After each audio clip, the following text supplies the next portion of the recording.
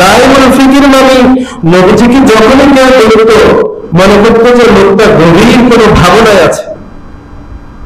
মুতাওয়াসিল আহজান বলে নবীজিকে দেখলে এমন মনে হতো যেমন একজন মানুষ বাবা মারা গিয়েছে, মা মারা গিয়েছে, কোন আপনজন মারা গিয়েছে, সে সবসময় টেনশনে থাকে, তার ব্যবসায় লস হয়ে গেছে, ব্যবসায় মাইল খেয়ে গেছে, গাড়ি অ্যাক্সিডেন্ট হয়ে গেছে, বলে নবীজিকে দেখতে মনে হতো বড় মর্মাহত থাকতেন, বড় চিন্তাগ্রস্ত থাকতেন। কার জন্য?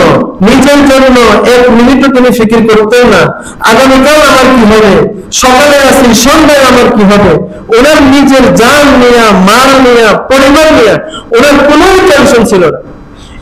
একমাত্র টেনশন ছিল ওই সাহাবী থেকে শুরু করে কিয়ামত পর্যন্ত ওনার জন্য উম্মতি আসবে, এই উম্মতিরা কি করে কল্যাণ এবং খায়ের লাভ করবে, দুনিয়াবি কল্যাণ এবং বেদুনি কল্যাণ লাভ করবে কিভাবে, এদের জন্য সবসময় চিন্তিত থাকতেন।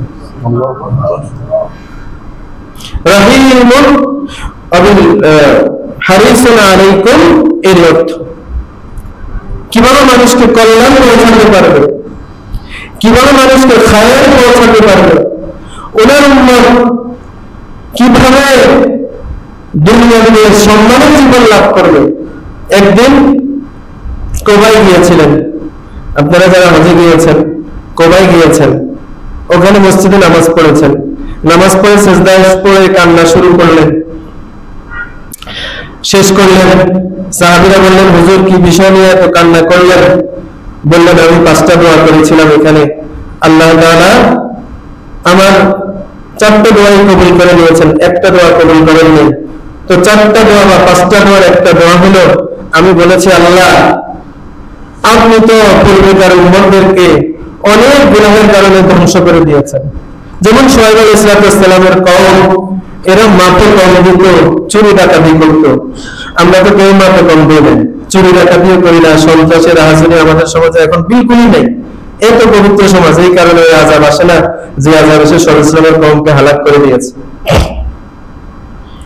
লূত আলাইহিস সালামের কওম, সামূদ, সালেহ আলাইহিস সালামের কওম, হুদ আলাইহিস সালামের কওম, যাদেরকে আল্লাহ সামান্য সামান্য অপরাধে ধ্বংস করে দিয়েছেন।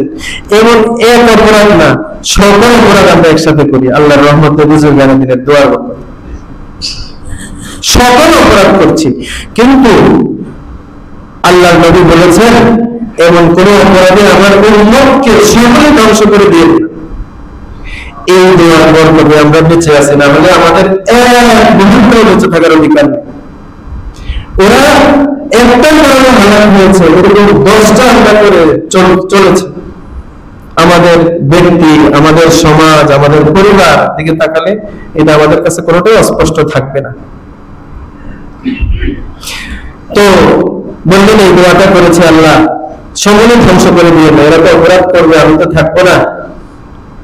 আম্মা জানা আয়েশা সিদ্দিকা রাদিয়াল্লাহু তাআলা আনহা বুখারী মুসলিম শরীফের এক riwayat-এর মধ্যে আছে, বলেন এক রাত্রে সারা রাত ঘুমান নাই, উনি তাহাজ্জুদের নামাজ পড়ছিলেন, ওইখানে আয়াত আসলো ঈসা আলাইহিস সালামের দোয়া, ওনার কওমকে নিয়ে উনি দোয়া করেছেন, ইন তুআযিবহুম ফাইন্নাহুম ইবাদুক ওয়া ইন তাগফির লাহুম ফাইন্নাকা আনতাল আজিজুল হাকীম। বলছেন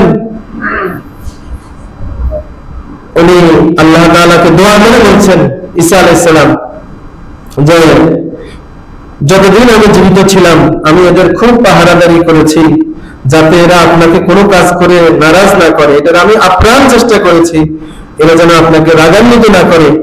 কিন্তু ফালাম্মা তাওয়াফাইতানি কুনতা আনতার রাকিবা আলাইহিম, বললেন আমি যখন দুনিয়া থেকে চলে যাব তো আপনি আমার উম্মতের পাহারাদারি করিয়েন আমার পক্ষ থেকে। আল্লাহ বলছেন যে এরা যেন কোনো আযাব গজবের শিকার না হয়, এমন কোনো অপরাধ করে না বসে যে আপনি পানি দিয়া, আপনি ওই টর্নেডো দিয়া, আপনি প্লাবন দিয়ে এদেরকে ধ্বংস করে দেন, এমনটা করেন না, আপনি আমার পক্ষ থেকে এদেরকে একটু দেখভাল করে রাখিলেন। এরপরে বলছেন এরা যদি কোনো অপরাধ করে মাওলাই কারীম, তা আপনি তো আযাব দিলে দিতে পারেন, কিন্তু আযাব না দিলে কি আপনারা কেউ ধরবেন এই অমুক অপরাধে আপনি শাস্তি দিলেন না কেন? এখানে তো অধিকার নেই, আপনি মাফ করে দিলেও তো নিতে পারেন। বলেন প্রত্যেক বছরে উনি সারা রাত কাঁদছেন যে আল্লাহ ঈসা আলাইহিস সালাম তার উম্মতের জন্য যে দোয়া করেছেন, আমিও আমার উম্মতের জন্য সে দোয়া করেছি, এদেরকে আপনি আযাব দিয়ে হালাক করে দিয়েন না। এরা অপরাধ করবে, আমি থাকবো না, আমি থাকলে তো এদেরকে অপরাধ থেকে বাঁচাতে চেষ্টা করতে হবে, আমি চলে গেলে এদেরকে বাঁচানোর কেউ থাকবে না, এরা নানাবিধ অপরাধ করবে, তা আপনি এদেরকে আযাব দিয়ে হালাক করে দিয়েন না। আযাব না দিলে কি দুনিয়ার এমন কোন সুপার পাওয়ার আছে আপনাকে এসে বলবে অমুকে অপরাধ করলো, এর ধরে খতম করে দিলেন, এর দিলেন না কেন? এটা তো নাই, এটা কোথাও বলছেন আপনি বৈষম্য? এইটা বলার কারো ক্ষমতা নেই আপনাকে। আপনি মাফ করে দিলে তো কেউ কিছু বলতে পারবেন, শাস্তি দিলে তো আপনি দিতে পারেন, আপনার গোলাম সবাই, তাই এবার মালিক যদি গোলামকে শাস্তি দেয়, গোলাম কিছু করার থাকে না, বলারও থাকে না, কোনো আপত্তি করার সুযোগ থাকে না, তা আপনি মাফ করে দিলে তো আপনাকে কেউ ধরবে না যে মাফ করলেন কেন, সারা রাত এটার জন্য কাঁদছেন।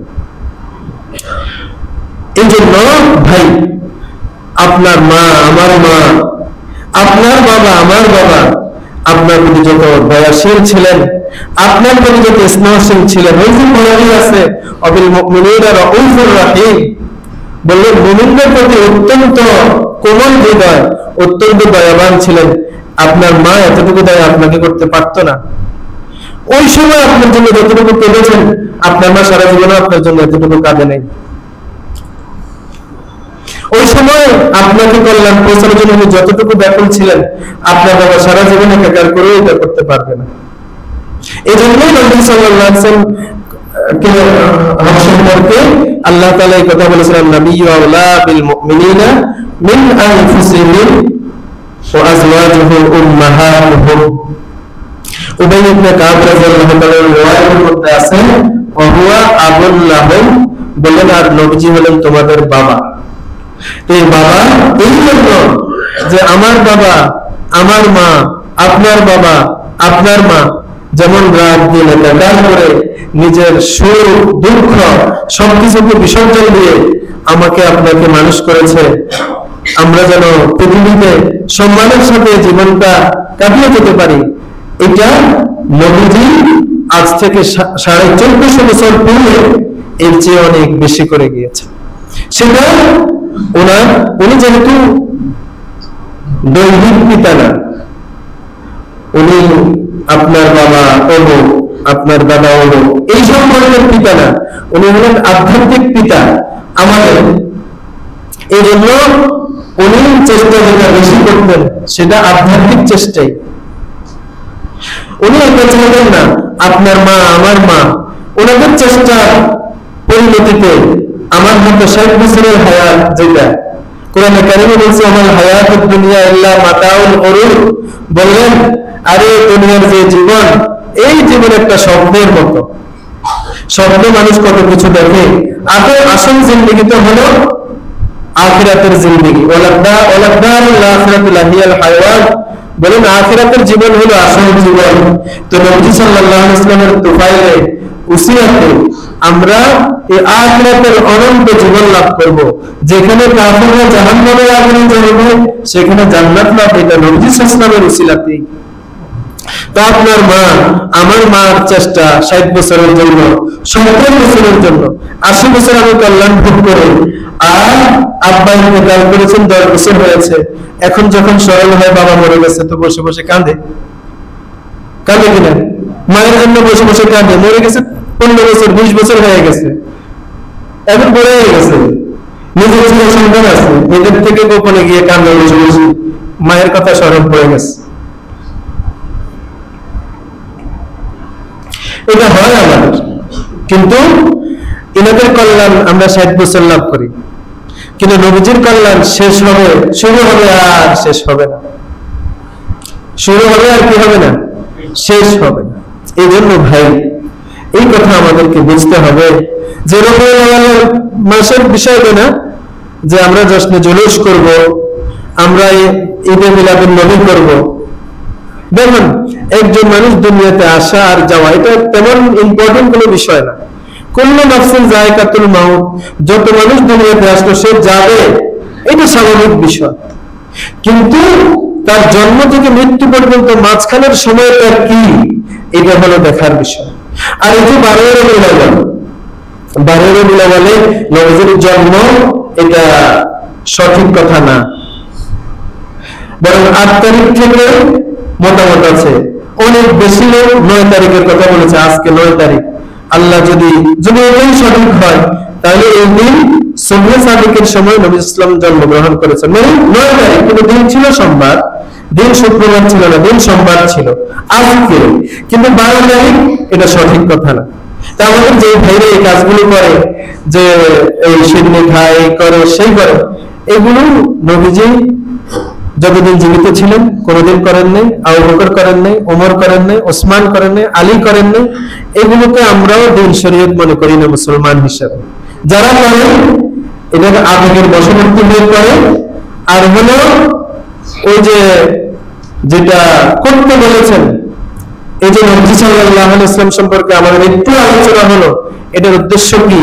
এটার উদ্দেশ্য হলো নবীজির যে হক সম্পর্কে আমি সচেতন হই। নবীজির সবচেয়ে বড় হক, যেটা সবচেয়ে বড় হক, সেটা হলো নবীজির সুন্নতের ইত্তেবা। এটা হলো নবী পাক সাল্লাল্লাহু আলাইহি ওয়াসাল্লামের সবচেয়ে বড় সুন্নাহ। আমি আমার শরীর থেকে শুরু করে, আমি আমার নিজের ভিতর বাহির, আমি আমার পরিবার, আমি আমার সমাজ, আমি আমার রাষ্ট্র, সবকিছুকে নবীর সুন্নাহর উপরে ওঠানোর চেষ্টা করি। এটা হলো ইশকে নবী, এটা হলো রবিউল শিক্ষা।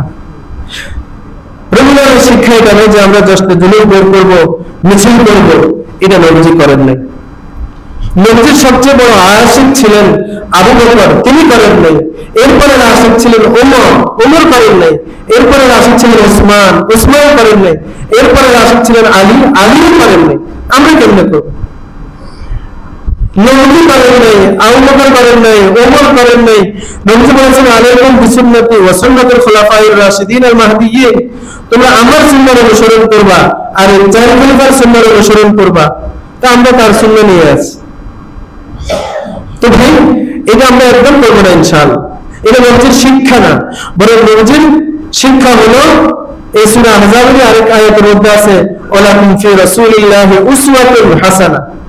নবীজির ইশক, নবীজির মুহাব্বত আমাদের অন্তরে, আমার মায়ের থেকে, আমার বাবা থেকে, আমার স্ত্রী থেকে, আমার সন্তান থেকে, এমনকি আমার নিজের থেকে বেশি না হলে আমার ঈমান কামিল হবে না।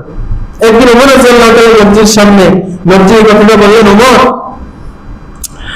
যে আমার মহব্বত যদি কারো অন্তরে নিজের মা বাবা সবার থেকে যদি বেশি না হয়, নিজের জানের চেয়ে বেশি না হয়, তাহলে তার ঈমান কামেল না। তো ওমর রাদিয়াল্লাহু তাআলা সাথে সাথে বলে ফেললেন, হুজুর, আমি তো আপনাকে আমার মায়ের চেয়ে বেশি মহব্বত করি, বাবার চেয়ে বেশি মহব্বত করি, সন্তানের চেয়ে বেশি মহব্বত করি, কিন্তু নিজের চেয়ে বেশি মহব্বত তো করি না। নবীজি আবার এই কথা দোহরালেন, ওষুধ খাওয়াচ্ছেন। নবীজির একটা কথা এত অ্যাকশন করতে, যে আপনি 1000 পাওয়ারের ওষুধ খেলে 2000 পাওয়ারের ওষুধ খেলে সে অ্যাকশন করবে না। ওমর করে আবার বলেন, ওমর, যদি আমি তোমার অন্তরের মধ্যে আমার মহব্বত তোমার নিজের চেয়ে বেশি না হয়, তোমার ঈমান কামেল না। ওমর রাদিয়াল্লাহু তাআলা এই কথা শুনে সাথে সাথে বললেন, ইয়া রাসূলুল্লাহ, এখন আমার অন্তরে আপনার মহব্বত আমার জানের চেয়েও বেশি। আল্লাহু আকবার। তো ভাই, আমার অন্তরে নবীজির মহব্বত আমার জানের চেয়ে বেশি, এটার দাবি শিরনি খাওয়া না, এটার দাবি আনন্দ মিছিল করা না। এটার দাবি হলো ওয়ালাকুম ফি রাসূলিল্লাহি উসওয়াতুন হাসানাহ লিমান কানা ইয়ারজুল্লাহ ওয়াল ইয়াউমাল আখির। এটার দাবি হলো আমি আমার জীবনের প্রতিটি সেকেন্ডে, প্রতিটি পদক্ষেপে, প্রতিটি উদ্যোগ আয়োজনে নবীজির সুন্নাহ কি আমি সেটা মেনে সেটাই আমি গ্রহণ করব। এটা হলো এই নবীজির মহব্বত এবং ইশকের দাবি।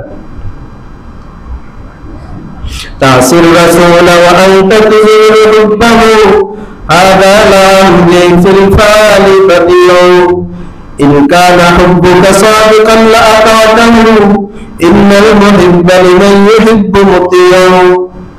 এটা দুটো আরবি কবিতা বললাম।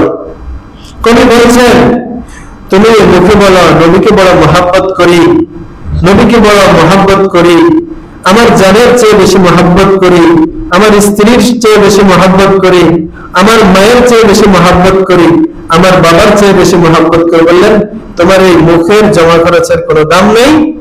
তোমার এই ইশকের যে চাহিদা সেটা যদি পূরণ করো, তাহলেই তোমার মহব্বত সুন্দরী অর্থে হবে।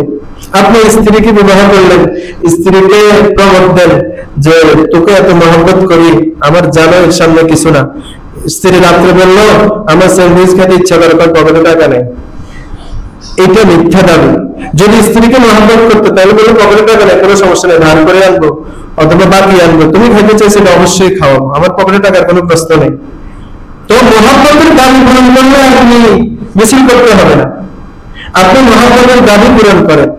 মহব্বত এর দাবি হলো, স্ত্রী বলছে আজকে এই ধরেন কথার কথায় এই কি বলে, আমি তো আসলে পাসপোর্ট খাইবো না জানি না, আমি করে খাবার রেল কথা বললো, 5,000 টাকা দাম, যে পকেটে 5 টাকাও নেই। আরেক বন্ধুর কাছে বাসায় গেছে, বললো দোস্ত আমার স্ত্রী খাইতে বলছে, এটা খাওয়াইতেই হবে, 5,000 টাকা ধার দাও।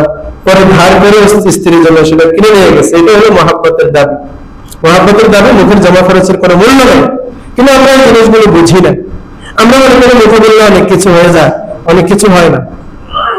তো এই জন্য ভাই মহব্বতের দাবি হলো ওয়ালাকুম ফি রাসূলিল্লাহি উসওয়াতুন হাসানাহ, অর্থাৎ আমি আমার জীবনের সর্বক্ষেত্রে, আমার জাহিরে, আমার বাতিনে, আমার কলবে, আমার জিসিমে নবীজির যে আদর্শ ছিল, আমি আমার খাওয়াতে, আমি আমার পড়াতে, আমি আমার চলাতে, আমি আমার বেশভূষা, আমার পোশাকে, আমার চেহারাতে, সুরতে, সব জায়গাতে, সব কিছুকে আমি নবীজির অবিকল বানাবো। বানাইলে কি হবে? নবীজি বলছেন, এই দেখেন নবীজি কিন্তু সবকিছু বলে দিয়ে গেছেন, পেছ লাগে আমরা, মান আহাব্বা সুন্নতি ফাকাদ আহাব্বানি। নবীজি বলছেন যে আমার সুন্নতকে মহব্বত করলো সেই আমাকে মহব্বত করলো। মিছিল করতে বলেন না, মুখের কিছু করতে বলেন না, বলছেন তুমি যদি আমার মহব্বতের দাবিদার হও তা আমার সুন্নাহ গ্রহণ করো। সুন্নাহ গ্রহণ করলে কি হবে? সুন্নতি জিন্দেগির উপরে ওমান আহাব্বানি কানা মাই ফিল জান্নাহ। নবীজি বলছেন যে আমার সুন্নাহ গ্রহণ করবে সে আমাকে মহব্বত করলো, আর যে আমাকে মহব্বত করলো সে আমার সাথে জান্নাতে থাকবে। সুবহান। বলেন ভাই এর চেয়ে বড় দৌলত আর কি হইতে পারে? আমি একজন ফকির, আমাকে যদি বলা হয় তুমি এখন বর্তমানে পৃথিবীর সুপার পাওয়ার যে তার সঙ্গে তোমার অমুক জায়গায় একসাথে থাকবা, তো আমি তো আনন্দে লাফাইতে থাকবো, আমার আর সুখে ঘুমে ধরবে না, এই তো আনন্দ আমার মনে আসবে। কিন্তু কেন ভাই, কেন আমার এই হাদিসটা আমাকে এভাবে আলোড়িত করে না যে নবীজি বলেন তুমি আমার সুন্নাহ গ্রহণ করো তাহলে আমার সাথে তুমি জান্নাতে থাকবা। এর চেয়ে বড় সুসংবাদ আর কি হইতে পারে একজন আমাদের মতো সাধারণ মুসলিমের জন্য? এই জন্য ভাই এই রবিউল আউয়ালের এই হলো শিক্ষা। সংক্ষেপে আমি কিছু কথাবার্তা বললাম। আল্লাহ তাআলার কথাগুলোর উপর সর্বপ্রথম আমাকে ঈমান আনার তৌফিক দান করেন, আমল করার তৌফিক দান করেন। এরপরে আপনাদের সবাইকে এই কথাগুলোর উপর ঈমান আনা, বুঝা, সঠিকভাবে উপলব্ধি করা এবং আমল করার তৌফিক দান করুন। ওয়া আলহামদুলিল্লাহি রাব্বিল আলামিন।